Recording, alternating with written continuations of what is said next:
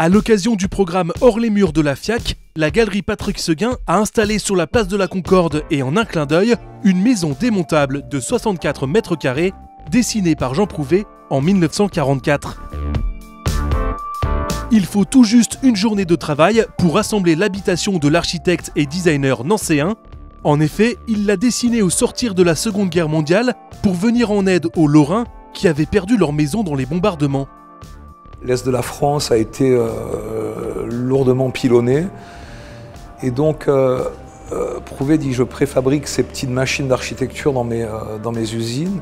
Pas de différence entre construire un meuble et un immeuble. Si on regarde le compas de cette table, de la fameuse table compas, et on regarde le compas de cette maison, c'est le même compas à une échelle différente.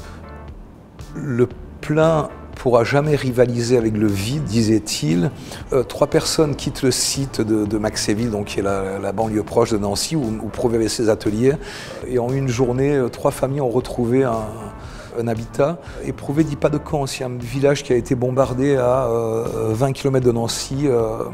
On construit une maison, on fait 10 km, on construit 2 autres maisons. Et Prouvé donc à cet engagement d'aider pour la reconstruction. Sa contribution est celle de quelques villages autour de Nancy, puis ça ne va pas au-delà de les camions quittent le site des ateliers le matin et rentrent le soir. Mais c'est un exemple assez incroyable d'habitat pour l'urgence et pour la reconstruction. Aujourd'hui, il ne reste que 2 exemplaires de ces hébergements temporaires. Celui-ci, donc, est celui que Jean Prouvé avait récupéré pour en faire son bureau personnel au pied de sa maison sur les hauteurs de Nancy.